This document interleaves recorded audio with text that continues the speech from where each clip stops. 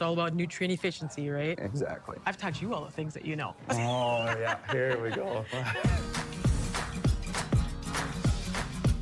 I'm Sherry Cook. I'm passionate about helping farmers with crop nutrition, and I'm here to help you with your operation.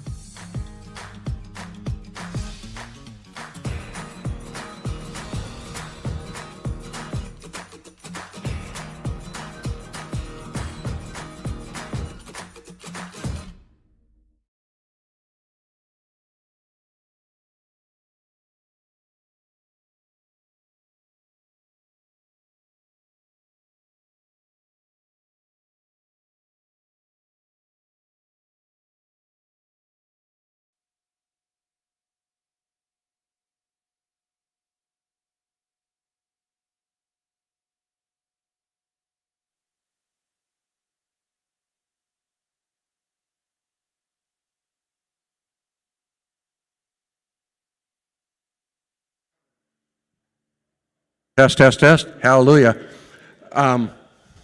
Great for a radio guy, huh? Technology's not always been my friend. Let me introduce once again Don Wick, Red River Farm Network, Tyler Donaldson, Jay Rader, Jamie Dickerman is with us, and Randy Conan as well. That's our team. That's keeping markets and farm news on the air on 23 radio stations all across Minnesota, North Dakota, and into South Dakota as well. So we appreciate you being here and getting in tune with what's happening in these markets. Tyler, you want to introduce our group? Yeah, absolutely. Test one. Me too. Absolutely, Don. Yeah, we have a great group of panelists here, market experts for you all. From Don's left down there, we have Randy Martinson of Martinson Ag Risk Management, Bryan Doherty, Total Farm Marketing, and Kristi Van On and Company. And before we begin, we welcome your questions. We want this to be interactive. We know you guys have a lot on your mind. Don't be afraid to ask a question. Flag one of us in a red shirt down. We got microphones out there for you guys. So don't be afraid to ask any questions here. So. Well, let's start. Big Iron always seems to coincide with a crop report. We always, seems like this week gets to be a time when those August numbers come through, or September numbers, I guess. Friday is when we're going to get the USDA report, and we had a shocker the last time, a record 188.8 corn yield, breaking the record by what, like 8 bushels? Are we going to be that full steam ahead in Friday's report? What are your expectations? I guess, for mine, I think we're going to see a reduction in the yield. I think they, the August report actually used, the satellite imagery, they used the crop condition rating, so we knew it was going to be maybe a little bit exaggerated, a little bit big, just because, at this point, in August, everything looked green. I mean, weeds were green, everything looked good, so if you're doing satellite imagery, you're seeing a pretty good image. So now they're actually doing the in-field surveys. Remember last year when they did the September ones, our ear counts were a little bit lighter, so then that's led to the 3 bushel drop in the January numbers. So this one I think will hold a little bit more weight, and I think we'll see a little bit reduction. And I expect that we've seen the biggest yield already, and we'll see it slip from here. What are your thoughts, Bryan? I'm going to echo those as well. So if we take a look at what the USDA did with their satellite imagery, we looked back in July, so we looked at analogous years with crop ratings in July and found in 2 years, I think 16 and maybe it was 18, that if you extrapolate that out, the yield would be about 189, and sure enough, that's what the USDA more or less came out with because the crop rating stayed strong. Since then, I'm always looking for themes, and some of the themes that I get from customers, and we talk to farmers throughout the country, is that there's been some disease pressure, and then in the southern third of the Corn Belt, eastern Corn Belt, some dry weather concerns. And I think Pro Farmer probably has it more right in their tours, somewhere down around that 182 to 183. To me, the biggest number and the shocker on the report wasn't so much the yield, it was the demand. They raised demand 550 million bushels, so that brought up 2 questions for me, is where were they the month before and the month before and the month before? But nonetheless, those are some really big numbers and a reflection of sort of the bubbling undercurrent of demand both domestically and worldwide.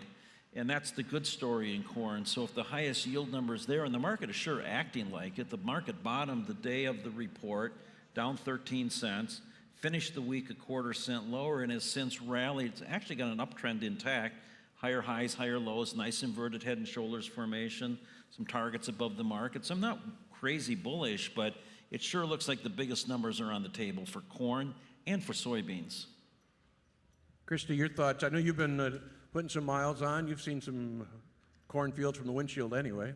Yeah, so I mean, I can't stress that report was one of the most bearish corn reports I've ever seen in my history. You added over 1 billion bushels of corn production to the pipeline, and so that was a shocker in the market. But like Bryan said, you did such a good job fighting off that negativity. That was such a win for the corn market. So it does feel like this corn wants to build out of here. But one thing I'll note is that even if yield does come down, which I'm expecting yield to come down, I've traveled enough of the not so great parts earlier in the season. I do feel, I've been adamant on that yield is too high where it currently is. Even if you do that, the bottom line is because of, not only, you talked about demand, one of the most bearish factors of that report is they found a bunch more corn acres. And driving around, you see it almost everywhere, just the sheer amount of corn that's around the country. So even if that yield comes down, you're still going to be fighting that battle, and we need to see demand continue to run hot. I do think that this report could be the chance to have one of the friendlier corn reports for a little bit, because I think they'll come down on yield, but they won't adjust demand quite yet. Now, where we could see issues is December, January, February. If demand starts to dwindle to a degree, there is room for that demand to come down and offset any sort of yield decrease. And I fear that we're stuck around 2 billion bushels for a carryout, but 2 billion bushels is definitely doable, and we can work through that. But I'm really hoping that you can get a good report here on Friday. And if you do get that, what we're looking at is to try and get that gap on December corn, which is about 432, and then hopefully that gets you to 450 out into the March contract. And I know that isn't a price that you probably want to hear about right now and say that's what I'm shooting for, but I think that's a realistic number that I'm looking at this point. We have big crop coming, definitely in corn, soybeans here, but it's not all rosy. There's always, disease pressures and such going on. There's reports coming out of the Eastern Corn Belt as well of flash droughting here. Do you guys see any yield drag going on with that? Can I jump in on that? I do. Getting back to our conversations, I'm always looking for themes, and the themes, I'll start with beginning spring. To your point, maybe, Kristi, it wasn't the best spring nationally. I call it a good spring. So the first third, the second third of sort of the season was excellent. That hid the sins of the first third. And then the last third goes back to disease pressures and, to your point, flash droughts, dry conditions. Anecdotal evidence, a farmer I know in south central Indiana about 6-7 weeks ago told me best crops ever. They went dry. He told me 4 weeks ago, they were going to be down about 10%. They're starting bean harvest down 25% from their expectations. So there is some impact of weather and disease. I don't know how to put my hands around the rust issue, but it's out there, it's real, and anything that's real does have some drag on that yield. So like Kristi said, she's gotten around those fringe acres that were added. Usually when you add acres, you don't add yield. That's actually yield drag. So I guess I wouldn't, talking about the spring and how the season went, I think they might be, that 2 million acre or 2+ million acre increase that they had in the report, I think is maybe a little high too. I think there's a lot more holes than what are leading most people realize out in the fields. And again, once we get the combines rolling and we get some reports on, the harvested acres, we'll know a little bit more. But I would expect it probably will take till the January report. We might see acres down a little bit as well. Still think there will be a record crop though, or? Well, I think it'll still likely be a record. That I think is pretty much given that we'll see a record crop, but it's not going to be much bigger than last year's. Why don't you pull that mic a little closer to you, Randy, if you would. All of these guys in here are looking at a pretty ugly basis. We're hearing more and more elevators are not taking a bid for soybeans, trying to save some from bin space for their corn crop. I guess your take on where we are in this cash market, because that's ultimately where most of these guys are going to sell this crop. Well, nothing short of ugly, on the cash side of things. I think the biggest problem lies in beans right now, and that got compounded this weekend with the frost. So now a lot of guys are going to have to look at finding more bin space for soybeans, especially if they got nipped a little bit and they got some green beans in there. They're going to have to store them for a while, or really take a big discount at the elevator, if the elevator will even take them. Of course, up here, we know there's areas that have refused to take soybeans this fall. The basis levels are at 150 to 175. So I think at this point, you might be better off storing some of those soybeans. That basis will get better as we get later into the marketing year. If China does come on board and start buying some soybeans, that's certainly going to help quite a bit. But right now, that's kind of the double-edged sword we're facing, is that with China out of the market, we've got nowhere to go with half of the beans raised up here in the northern plains. Half of them will go to the crush plants, but that's also kind of spoon-fed over time. So I think, if a guy can store the beans, which we don't like doing, that's the better part. Corn has a carry. You'd like to take advantage of it, but if you have to choose one, I think I would put the beans in the bin at this point and try to deliver a little corn, or look at putting corn on the ground or storing it in bags. That's the question I was going to ask you, and I see a lot more corn going in the ground. Storage is at a premium before the wind event we had this summer. Exactly. I see some guys leaving corn in the field and waiting till spring to harvest it. Yeah, I think when you look at basis, the tough thing is, for a lot of people, you need a home for it. And so it's one of those like lesser of evil things. Like, do you want to eat a bad basis and have a home for it and be able to keep moving along during harvest and be able to get some cash flow going, or do you not want to and have to deal with that, putting something on the ground? That's where I start to really struggle. And I think one thing a producer really needs to think about is the cost involved in that. Like, so we're not talking just, some spoilage, some issues, right? You're talking about having to bring that corn back to your farm, put it on the ground, and then come back, pick it up, bring it back to the elevator. And those are the costs that you need to really consider into that situation. So when I look at it, bean basis is absolutely awful in a lot of places, but I am fearful that it could get worse in the short term, because let's say China does come into the table and start buying. You're still seriously looking at a couple months before you could see that demand start to come off the P&W, move by. You have all of these places that have old crop beans still on hand, and so I just worry about that situation. So what I am looking at is that if you're looking at and saying, I don't have storage for everything, I think you just have to take the lesser of evil and just say, I'm going to find a home for something to make sure I can keep moving harvest along and find a home for it. So I'm not opposed necessarily. Now, I'm not dealing with the 150, 175 basis, but you have some places that are 115 to 120. And if you look back at like the last time North Dakota was in a trade war, you were looking at, 180, 190 for a basis. And then you're starting to talk like $7 cash beans. And right now you can still get $9 cash beans. And I think that's just something that you really got to consider. And if you look at where corn is, I think that corn has some friendly aspects to it. You look where wheat is, wheat's on the lows. I guess if you had to choose one, I'm not necessarily opposed to beans, but it's not a fun decision by any means. We're kind of at the end of the chain. Everything's going to the P&W, but are we seeing basis, what's happening in the river markets and some of the other parts of the country?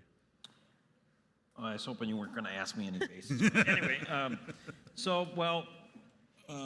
John Newton was here this morning. John talked about other parts of the country as well, and we see it, same problem down south. Bean sales on the books right now are their lowest in 7 years, so it's not a robust start, where corn is a very robust start. Corn's actually, if I remember the math, we're at 25% of sales on the books already of projected exports, which are already high.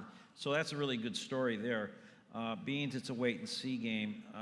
But down in the south, same problems. They don't have as much storage, so they're dealing with the same questions you guys are dealing with.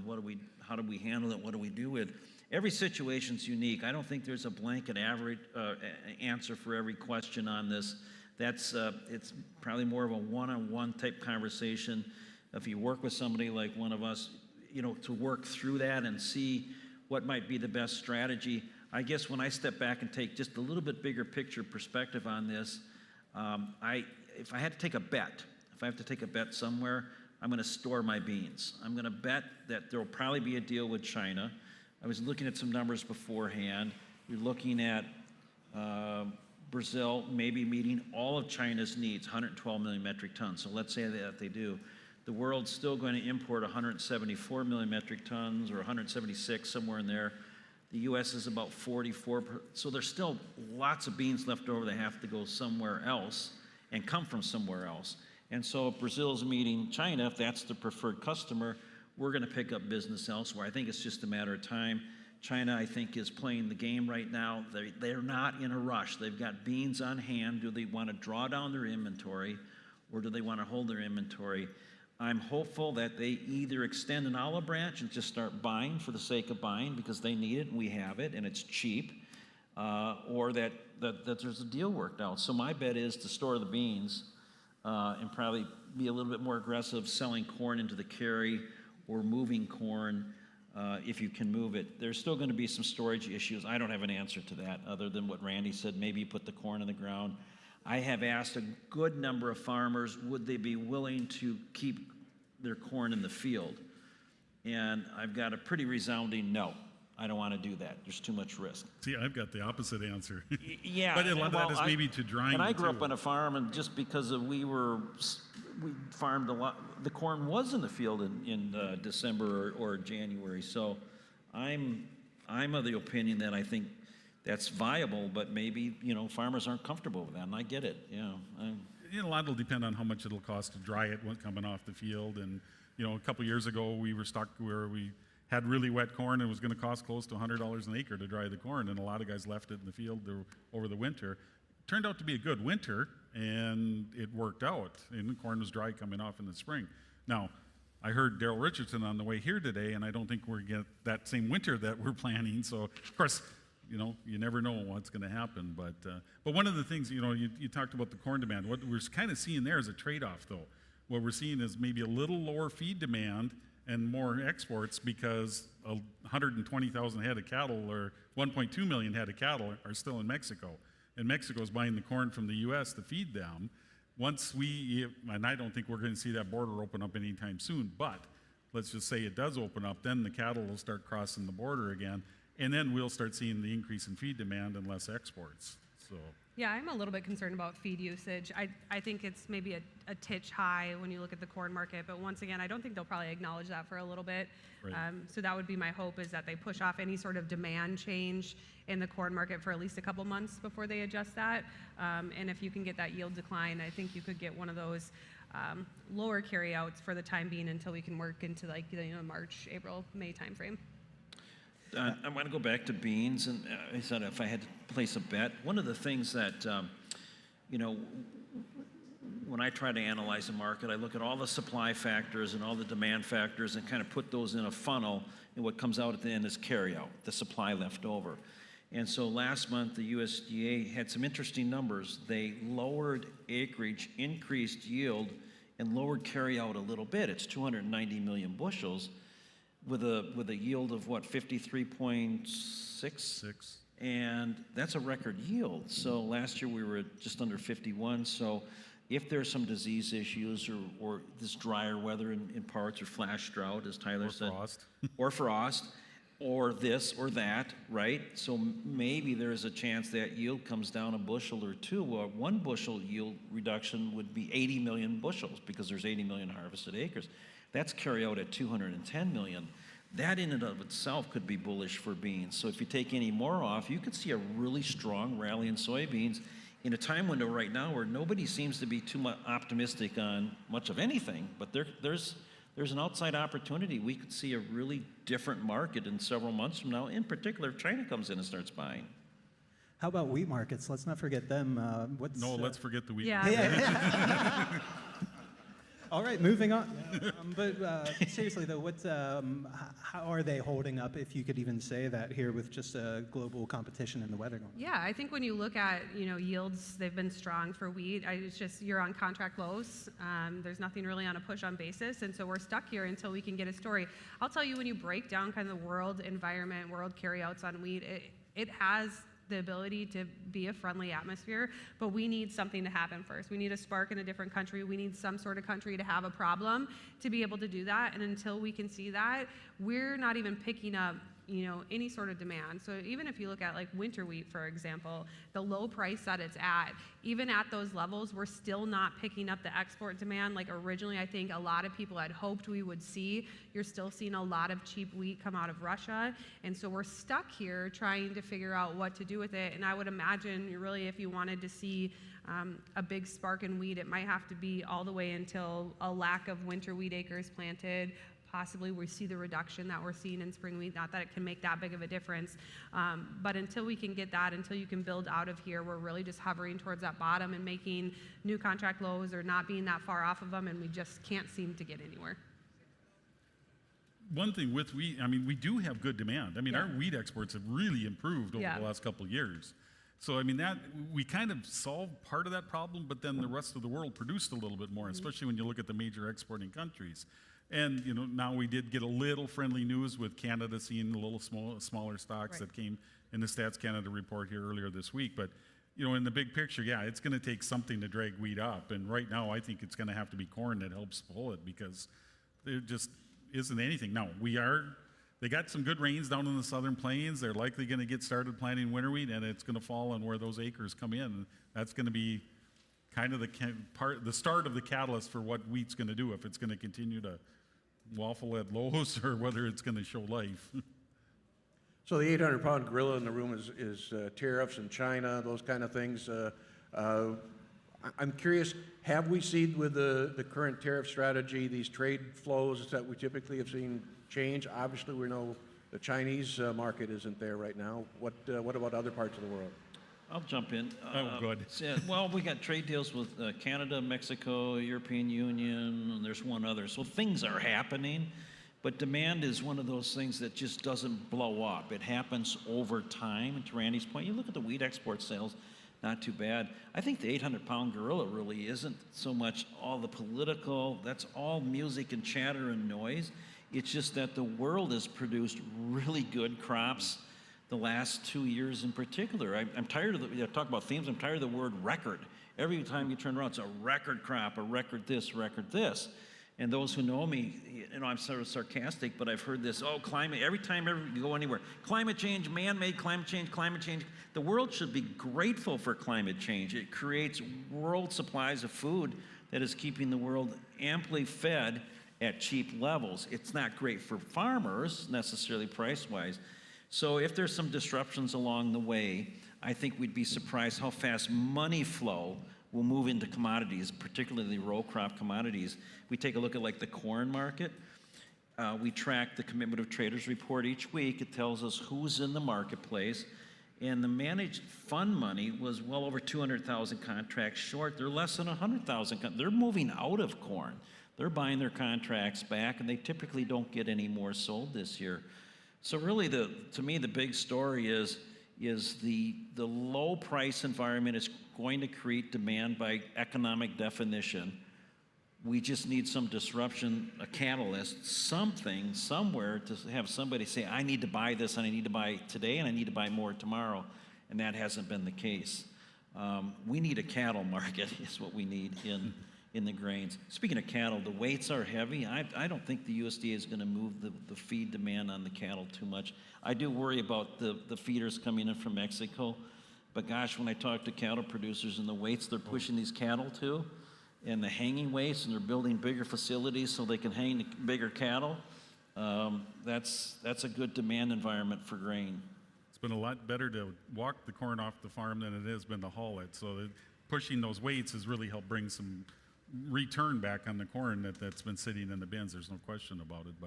But you know, that cattle market, you know, that's another animal in itself that is right now looking a little bit, I'd say, suspect and ready for a little bit of a turn down. You know, you look at it. It was September 9th that we bottomed out the feeder cattle contract, and now we're over a year long, almost a full year bull run in that market, and it gained $126 in that time frame. That's a big run in a short period of time, and only about 5 or 6 setbacks during the whole time frame. So there wasn't a lot of retracements during that time frame either. Can I add on that? The live cattle market increased 16% in value in a 6-week window here recently from the recent low 6 or 7 weeks ago now. What else goes up 16 or 17%? You can't expect demand to build on that, and higher prices are not an environment that builds demand. So, but demand doesn't fall off, but it will start to wane, and I think the market's starting to feel the effects of it. Not that I'm bearish on cattle, it's just I don't think you can continue to chase beef prices higher. I think the Sam's Clubs and Costco's and Texas Roadhouse. I think they're actually probably losing money on their beef just to get people into their store and charge them $8 for a drink and make their money there. So I know we segued into cattle, but I think if marketing never takes a day off. So whether you're a cattle producer out here or a bean producer, corn, you gave some target points in corn. I think those are all viable, right? Put your target points up there. Let those get triggered. Start marketing on a rally. Don't wait for the market to be painful before you think about it. Yesterday we had the feeder cattle limit down, but live cattle were weaker, but not limit losses. Typically they move a lot in tandem. Was that any surprise? Yeah, it was. I mean, I think the feeder cattle felt more of the momentum. You know, they've had the bigger run up. They had the, you know, they were more vulnerable for a little bit more of a downturn. And so I think that's kind of why the feeder saw a little bit bigger setback. Cash, you know, is also seen a little bit of a pullback. So, I mean, we kind of had two of the three items that kind of have continued to help push this market, and that is, you know, higher cash and strong demand, have started to slow down a little bit. And now the volatility, whenever that gets to be as big as it is, you always start to see possible change in the trend too. Volatility is extremely big in cattle because, you know, just looking at the numbers. I think we're vulnerable for a setback in that market. I think we could see, you know, a pretty good retracement. And if you look at a 50% retracement in feeder cattle, it's $56. I mean, it's a sizable retracement. So I do think guys need to have floors underneath feeder cattle right now, and even live cattle in the short term. I don't think we're done. I don't think cattle are over because we haven't solved the initial problem, and that is tight supplies. Test. There's a bit of a disparity between the two markets, the crops and the cattle markets. Can that momentum continue, do you guys think? What was that? The disparity between the crops markets, row crops, and the cattle markets.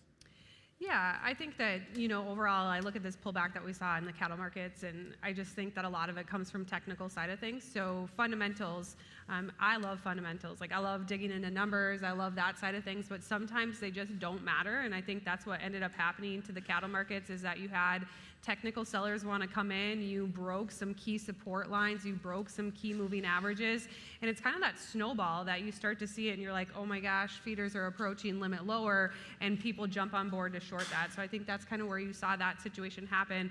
But I will tell you that any sort of friendly, bullish market that you need timely pullbacks to bring in fresh buyers, and without that, you're going to run out of steam. And I do think that this is probably a good, healthy setback for the market to bring new buyers in and be able to extend higher if it wants to.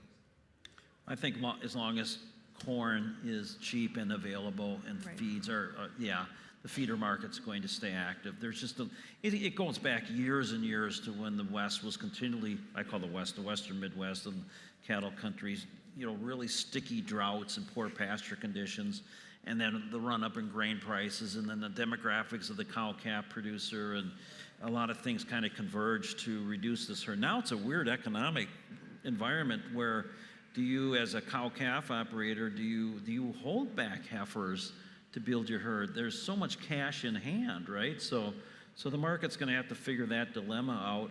Or beef is the new lobster. It's just, you know, people aren't going to use as much beef just because they can't afford it, and those who can will buy it regardless of price. So, and we think that's maybe some of what's going on here, because there's such an inflationary environment in food that if it was just beef going up in the store, you would say, wow, I got a glass of lemonade for $7 today because I had no other market, and I needed something to drink.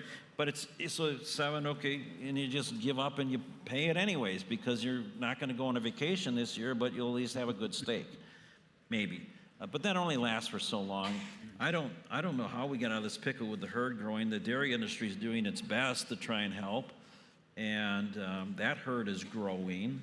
But it's growing for the beef calf more so than it is for the heifer, for the dairy heifer. So a lot of interesting dynamics in the livestock market. If I can switch gears, Congress passed the One Big Beautiful Bill this summer, included a lot of things on the tax side of things, and also enhancements in crop insurance, increase some of the guarantees, updated reference prices, and those kind of things. How important is that part of our risk management plan for these producers in combination with what they're doing on the market side of things? Boy, well, I suppose I should take that one first. You know, you look at it, you've got the subsidies that they came in, the upping it, you know, with the area plans, they've really made the ECO and the SCO and those so much more attractive when they've upped the subsidy, and now making it so that you can cover, you know, 90 to 95% of your crop. So, I mean, it's worth taking a look at. You know, they've upped the subsidies as far as the lower, you know, the regular MPCI policies too, the RAs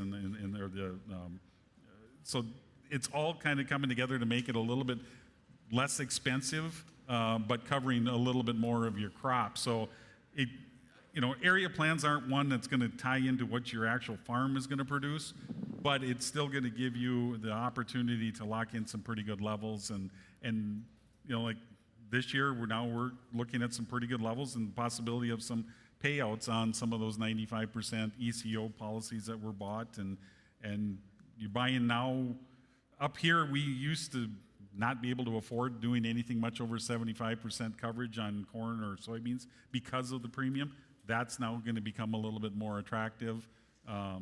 They've given an incentive, of course, for, you know, beginning farmers and veterans. They've increased the subsidy for them again for another 5 years. So, you know, they're trying to, on the backside of things, make the risk management a little bit more stable.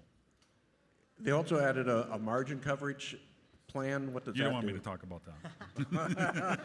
There is a margin ECO product that's out. It's kind of like margin protection, which, you know, that helps cover your margin of, you know, your costs, and it's certain costs that they use. It's mine.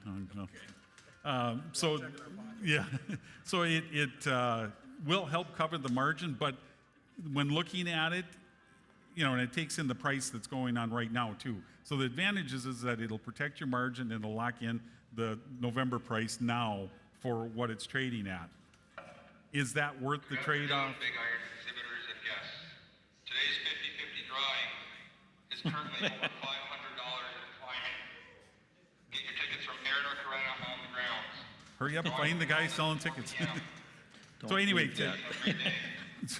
so get your market there. Yeah, get your tickets now, quick. No, you know, in reality, what it does is, you know, it helps protect part of the margin. It covers the fertilizer. It covers, I think, the fuel.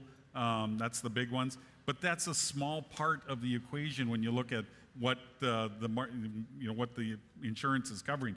Price and yield make a bigger decision on what happens. I don't know if I would be willing to, just because of the way we're talking, we think there's opportunity in the market. The margin protection locks in price now. I think you're going to see a better price when you get later in the spring. And I do think that fertilizer prices are going to come down, or input costs are going to go down as we go into the winter and into the spring. So right now I lean guys a little bit more away from the margin side of things and more towards looking at ECO in the spring when you're doing your multi-peril. Does that impact our skills as a marketer when we've got that kind of risk protection behind it? I'll jump in. I don't know. I think it depends on the individual. So I have a lot of thoughts on this whole. So ARC, PLC, those type of things boosted, right? That comes into play next year. As far as the insurance enhancements, I would still make the argument that insurance is insurance and not a marketing strategy. And so I think you have to marry the two and use them both to be good marketers. And I think this year is an example. So I had some customers that they paid up on the insurance, which was a way for them to put a floor, so good for them. But they got away from marketing, and because they had this. And they said, well, I'm just not going to do anything unless the market rallies. Well, when we're talking when D's corn is at 475, and it wasn't there very long, it was, well, I'll pass, because normally they might start selling because I've got what I think is going to be a better insurance level. So I would say you have to marry them, look at it together. What concerns me on the kind of the bigger picture is the more the government gets involved with providing price flooring mechanisms, and now I'm going to put my disclaimer, this is all my opinion, but you're creating an environment where you're creating a margin that gets smaller and smaller and smaller because you need to produce more and more because everybody's got protection now. So how do you make money? You produce more. And the dairy industry is a good example. They produce more. Their goal is to outproduce their neighbor. So your operations are likely to get larger and larger because they can squeeze out somebody who can't work on just a little bit smaller margins than they can. So philosophically, I guess I have some concerns. What happened to the freedom to farm mentality? Or do we as a society say, so what? We want a lot of cheap feed and grain, and this is a way to make sure that we have peace and world food. I don't know. It's too philosophical for me. But you're exactly right. Insurance is a tool, but you still have to market your crop. And well said. Just a reminder, if you have any questions, just raise your hand. One of us will get a microphone in front of you so you can ask these guys, and we'll get the info to you here. With prices where they're at, I don't know if anyone's going to be selling anytime soon, but when that time comes around eventually, we always talk about the need for an exit strategy or an exit plan. You don't want to time the markets or anything like that. What sort of market indicators or signals should farmers be looking out for here when developing their selling strategy? Yeah, I think, one, you could just go based off seasonals, right? Seasonals have proven very strong in the corn market. Obviously, our high came a little bit earlier than anticipated this year. But even looking out, like, let's say that you can store, for example, your corn market. December and January typically provide some really great basis pushes around the state. And if we can kind of bottom out here this harvest and be able to get up to some of those higher levels, I'd be looking at trying to get some HTAs done off the March contract so you can take advantage of the carry. These are all things that you can be doing without a trading account, right? So the carry right now, when you look between December and March, you're picking up anywhere from, depending on fees, 15, 17 cents. And if you're going off March, that could mean that you can deliver in January, and usually January can provide a nice push on basis levels. So I would just be looking at those opportunities there, even your deferred contracts. When you talk about, you got corn up to 475, that was last spring. We got up to 469.5 this summer. We are not all that far away from that level out to the July contract for corn. So if you could even put 15, 20 cents on this market, you have that opportunity if you can store your corn that long and hopefully pick up a little bit of a push on basis. So I think those are things you could be talking about. Same situation. Soybeans are going to be a little bit trickier this year because what you're looking at for soybeans is you're literally betting on China. And if China does not come to the table, I would not be surprised if beans are $1 to $1.50 lower. If China comes to the table, you're looking at, a significant rally because our carryouts aren't all that large for soybeans. So you're betting on that. But what we do know is that China likes its beans between harvest and like February timeframe. So if they end up coming to the table, I'd be looking at, once again, a March HTA and trying to get that push on basis into that early part of the year. Back on China real quick, since you mentioned it, I did want to ask earlier, last week President Xi Jinping hosting a number of leaders from that side of the world here. Seeing them all getting together, what does that do here for the trade over here on our side and for the prices? That's a political question. I have no idea. I think the goal was to send a signal that Trump's not the only guy in town. I think it was visual. What kind of came out of it, too, was that India pushed back on it. It was actually, China wanting to get these guys more in tied with each other and do more trade. India pushed back on it because they didn't want to be on the wrong side of U.S. I believe even Brazil pushed back a little bit, because they import a lot of beef to the U.S. and at a 50% tariff, they don't want to see that anymore, increase any more than it is. So right now, they didn't quite get what they wanted to do out of that meeting because nobody really wants to go against the U.S. at this point and see the retaliation. But the message? Yeah, the message, though, was negative. Even if China didn't get what they wanted out of this, the soybean market was actually on a great move prior to this. So you were really opening up some targets to go back up to those higher levels that you were at for crop insurance prices, and it just killed the market and really took away some of the wind from the bull sail. And so instead of being able to significantly get through this 1054 level, we got through there, got that news, and now we're kind of hovering back here around this 1030 to 1050 level, and now you find yourself stuck in this range, that corn stuck in this range too. And so I think the mentality of it did really hurt the market. And otherwise, I think without that meeting, you would have been able to get to some of those goals, and hopefully like that $10.74 up to $11 to do some bean marketing, especially for beans that have to go to town, but we just didn't get there. You know, I'm going to agree with that. It seemed to kind of stall the momentum, but what stalls momentum? What stalls momentum is the money flow. Right. Where is the hedge fund managers? Are they willing to buy into this or not? And they kind of take a tepid approach to this right now. It wasn't a bullish meeting for the U.S. That was my takeaway on it, but I don't know if it changes the big picture much. We still got a little bit too much supply in the world, and we need a catalyst. So back to kind of the point here, I think you need to really look at strategy and think about, like in soybeans, we talk about, you know, if you listen to us, it's like, well, they say it could go down or it could go up. Well, that's right. So how do you handle that? How do you put yourself in a position to make it what I call a balanced approach? So you're ready if things blow up, they're ready to move lower. So my messaging there would be just, you know, have conversations with the right people, know your cash tools and what's available to you, and then talk to your advisor and know what paper tools you have available. So I had somebody the other day, and they're kind of throwing their hands to the wind. And I said, look, just keep your life simple. Sell your beans, buy a bull call, spread out to July. If you got a fixed risk-free ownership, you got your cash flow, you know what you're doing. The big weight off his shoulder. Time will tell, you know, whether that was good advice or not, but it can't be bad advice because we're positioned either way. I would say bad advice or bad suggestions are just wait and see what happens. Usually I've got a phrase that if you wait around long enough, you can sell cheaper, you can sell lower. So that was just so though that came from my childhood. My dad waited around forever to sell everything cheaper, right? So store and sell cheap, yeah. It used to be that we focused, you know, supply demand, and that was it. It seems like the headlines drive a lot of what's happening in the markets. We saw Russia last night with a drone attack that went into Poland, a NATO country.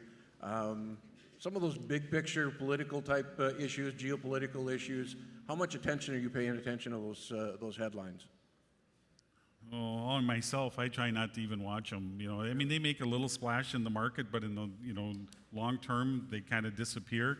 I mean, you know, when Russia invaded Ukraine, we had the market, you know, wheat market rallied sharply higher. We were going to run out of wheat, and the world was coming to an end. And within 6 months, wheat was down on its lows, and it's consistently put into lows since then. Yeah. And actually, Ukraine is producing less wheat now than they were when the war first started. So, you know, it's news and it's fodder for the market, but in the big picture, it really doesn't change a lot of the dynamics that are happening when you look at the supply and demand issues.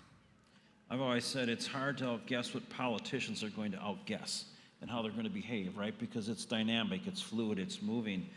So it's a challenge. So we give it our best shot, but that takes me back kind of full circle to I'll concentrate on the strategy. So if things completely fall apart with China, we're prepared for it.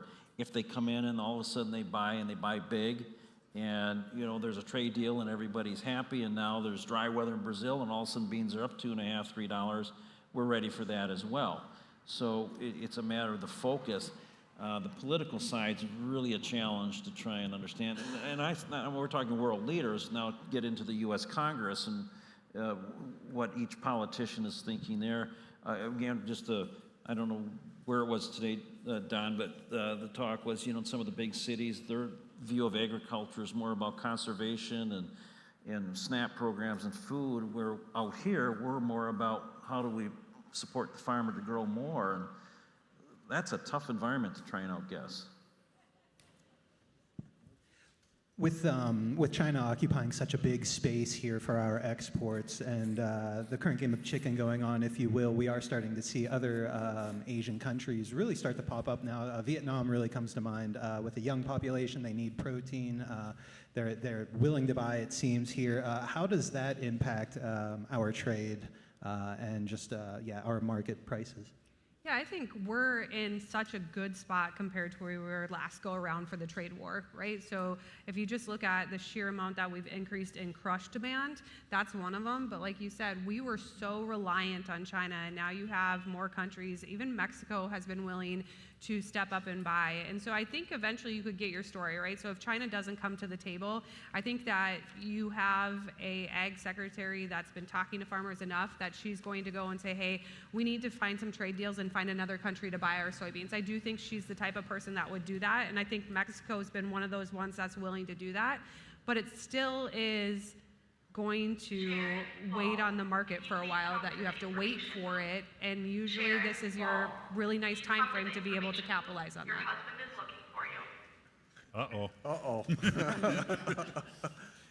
And I'm going to throw one thing on the, just to piggyback on what Kristi said. You know, for corn, our top 3 buyers right now for U.S. corn is Mexico's number 1, I think Japan's number 2, and you'll never believe who number 3 is. Morocco. Colombia.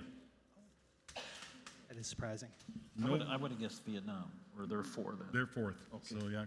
Yeah. So Colombia is a huge buyer of U.S. corn right now, and that has happened in the last couple of years. Is that because of the Colombia trade deal we did the last go-around with Trump, or?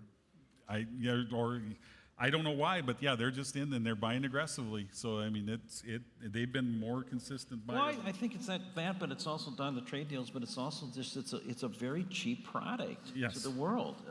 If you think It's of the it from cheapest in the world right now. If you look at the price of corn or beans, it doesn't work for American farmers producing this, right? Or maybe some can break even, or most people are underwater right now. We see those numbers.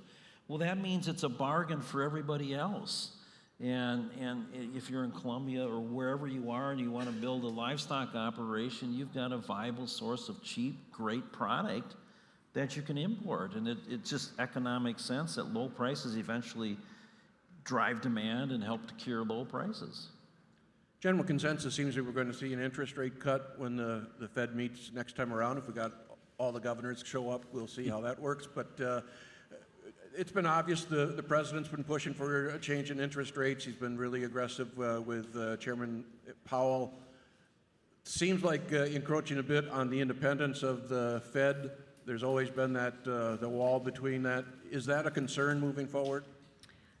I think it'd actually be beneficial towards commodities if you start to talk about inflation and start to talk about those concerns, that you could see some buyers come in, and I think that could be just another little bit of a friendly story on the back end if we can get something out of Friday to help build off that. But you are starting to see where you were initially thinking 0.25%. Now you have people leaning towards even 0.5% out of this report just because of jobs numbers and kind of seeing that situation. So I think in the long run, you could actually see that be beneficial. Your thoughts on the interest rate environment? I think we'll see an interest rate reduction here for sure. You know, I was leaning more towards a 0.25 point until this jobs report came out this week, you know, that revised, last year's numbers down 911,000. So now we could be getting closer, approaching to a 0.5 point reduction. And I think the bigger part is, report integrity. That's one of the things I think that is starting to maybe increase its volatility or increase its concerns because of the unemployment numbers and then with the Fed. So I think that's what's going to be watched going forward here. Don, we have a question in the audience. Jamie? I don't know if you've touched on that, but I'm wondering if any of you could speak to a couple of the specialty crops like barley, canola, or dry beans. You want to go, Randy? We're all pointing at you, Randy. Yeah, all looking at me, as far as barley, of course, I think our production is going to be up a little bit this year. Overall, quality is going to be somewhat of a concern, especially with the stuff in the northwestern part. So that's a market I think that, and of course, you got to store it for 3 years before anybody will take it. So that's going to get to become a little bit more of a problem. For canola, I'm hearing some disappointing yields coming in a lot of areas right now. It's not helping that you've got China and Canada at war with each other because of whatever reason, and they've got a 76% duty. China's got a 76% duty on canola going into China right now. So it's virtually shut off all Canadian exports to China. I think our biofuels industry will, still continue to absorb a lot of canola. Production their stocks were a little bit lower Their projection for their production this year is a little bit lower in Canada. Canada's virtually kind of maxed out on what they can raise for canola, for acres. You know, there is a strict canola rotation for years, and they've maxed that out. So they're not looking at increasing acres anymore up in Canada. The acres increase have to come out of the U.S., and they're trying to do it here. And our biofuels, the renewable diesel fuel is certainly pushing towards that. Dry beans, the biggest trouble you got there is we export a lot. And if we need to get the trade deals done for the dry bean market to continue to be somewhat stable. You know, a majority of the, pintos go down into the Hispanic countries, majority of the others go into Europe. So we need trade deals with those for that market to be able to kind of flourish, you might say. We're heading into the home stretch here. We only have a couple minutes left. Before we get to the summaries, though, I just want to take a look ahead to 2026. What commodities do you guys think have the highest upside here heading into next year? I guess I'll jump in. You know, as we were talking before, I wrote down D's 26, corn, November, beans. So which one has probably the best upside potential? I'd make the argument for soybeans just because of how fast they can move. And to me, the carryout number is still a story that's untold with this year's crop, which implies that I don't believe the USDA is accurate at 53.6 bushels an acre. So I think we're going to tighten the supply up. As far as corn is concerned, it's been a very reliable production crop. Talk to any farmer, they'll tell you they'd probably rather grow corn than soybeans because they like the dependability. They feel they can manage it. What they do to get better yield creates better yield. With soybeans, it's still a little bit more hit or miss. But top upside targets in corn, D's corn's trading over 450, not a really attractive price yet, considering we're talking a lot of time. But in that 470, 475 area, I'd start targeting and get 5 or 10% sold and just keep selling into that rally. If you've got the wherewithal to retain ownership, if you want to do that, I would be buying call options now on the 26 and set several target points to get to my 35% sold on value. So that's a big number for me. I like to sell a third of the crop on value. I don't care what the outlook is. If I can make money at it and I can cover those positions, I've got a really good start to a strong, let's say, marketing year, alleviating some stress. I'll tell you, the biggest thing I think that's killed farmers this year is just the stress.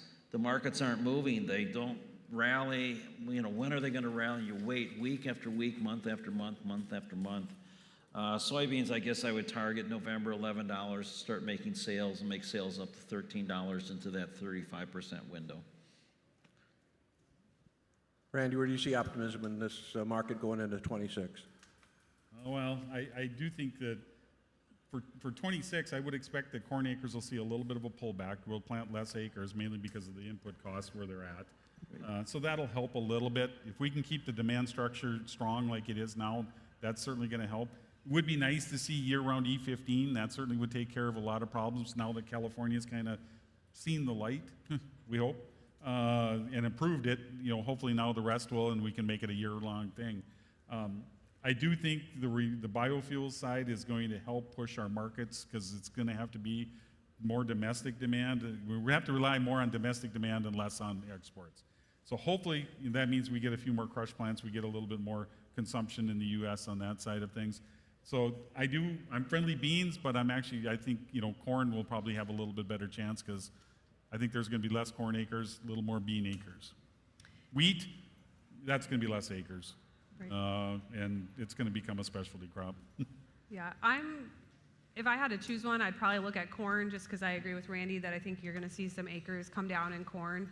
I think the demand structure for corn has just proven that demand is hot right now for corn. I don't see that really changing all that much. I think my biggest fear when it comes to soybeans is that, once again, if you don't have China coming to the table, the average estimate for the Brazil production for next year is ginormous. and they have not even planted this crop yet, so like, let's keep it at bay. However, beans in Brazil have proven to be very successful, and they continue to find more acres to go to soybeans. So even if you had a less than ideal situation for growing conditions in Brazil, you're still looking at the acreage number being so large that it absorbs some of those issues. And so I do think that Brazil is going to take advantage of kind of the relationship between the US and China right now and try and say, I can feed you the beans you want, continue to work on this relationship with me. And to be honest, any sort of trade disagreement that we've had with another country over the last 6 months, Brazil has been in the backdrop coming in and saying, hey, let's figure something out. Let's work together on this. And Brazil's been very strategic at doing that move. And before you know it, we can see what they've been able to do with soybean production over the last 5 to 10 years. That's what they're doing. They're going to try and take advantage of every situation. So I do think that even, if we have this trade agreement and you can get those rallies in soybeans, I think that we're in a situation where we're going to deal with a double crop of having a very large crop into the world environment. World carryouts in soybeans are very big right now. And so I think that D's corn for 26 could have its moment, especially on low acres. And I would try and shoot for somewhere between that 474 to 494 level for D's 26 to get some sales done.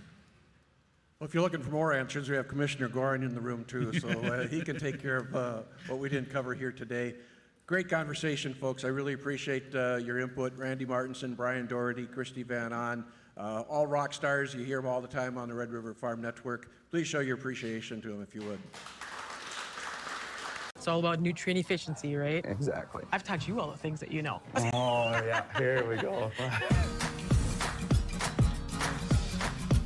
I'm Sherry Cook. I'm passionate about helping farmers with crop nutrition, and I'm here to help you with your operation.